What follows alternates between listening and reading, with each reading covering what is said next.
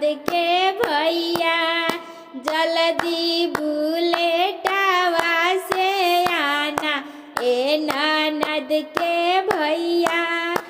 आना तो आना मोबाइल लेकर आना जी आना तो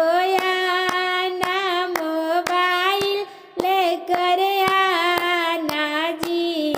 सेजिया पर नेटावा चलाना ए ननद के भैया सेजिया पर नेटावा चलाना ए ननद के भैया काचे अनार बीचे दाना ए ननद के भैया आना तो आना जी चोलिया लेकर आना जी आना तो आना जी चोलिया लेकर आना जी